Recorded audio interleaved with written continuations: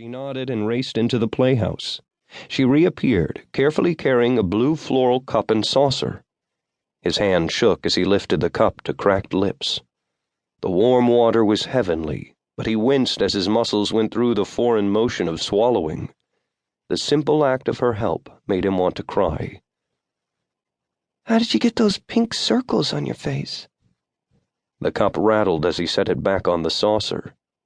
The scars, cigarettes, the bunker. Stories he could never share without endangering lives. May I have some more, please? This time she brought out a little pot and refilled his cup.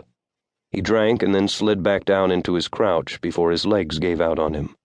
Nausea gripped him. Did he drink too fast? Is your mom home?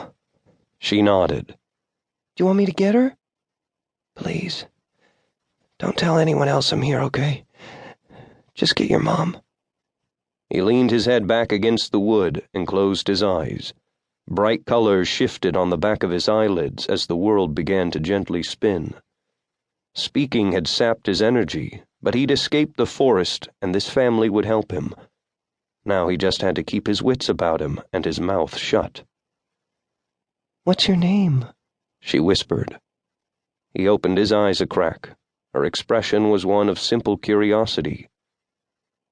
Chris Jacobs. His dry lips twisted.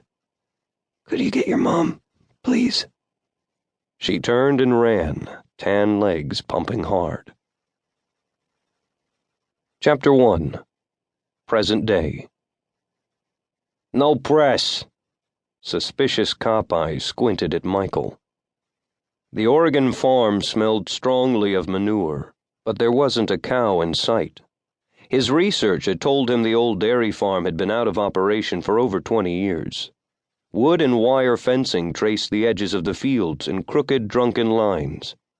100 yards away stood a barn that Michael wouldn't step foot into for $1 million. He didn't mind taking risks, but this building looked ready to collapse if a bird landed on the sagging roofline. I'm not here as press. I'm meeting up with Dr. Campbell. Michael lied.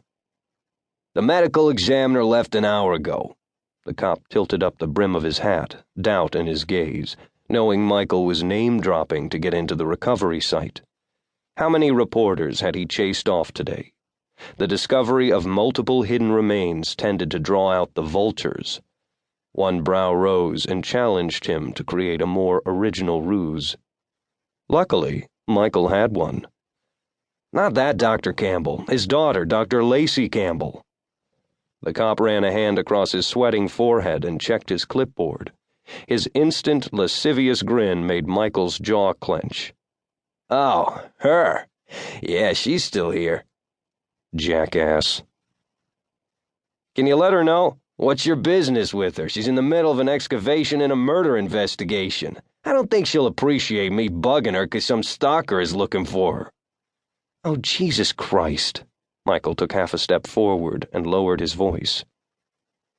Pick up your radio and get someone back there to tell Dr. Campbell that Brody's finally here. She'll want to talk to me. He glanced at the fleet of police cars and obvious unmarked American sedans. Callahan here yet? The cop's eyes narrowed at the detective's name, and his hand moved to his radio. Not yet. He deliberately turned his back and spoke into his radio. About time.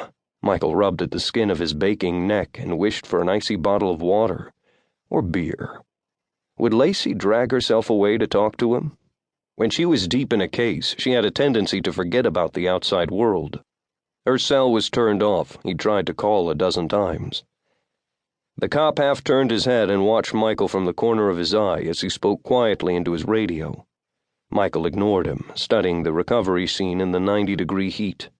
It was hot, dry, and dusty. Every time he inhaled, his lungs were coated with fine dirt. Cops in navy blue uniforms dotted the brown fields. God, they had to be dying in this summer heat. Small white tents hid private procedures from prying eyes and the news helicopter's cameras. Too many tents. More tents meant more bodies. A tall figure in a Tyvek protective suit strode from tent to tent. Oh, shit.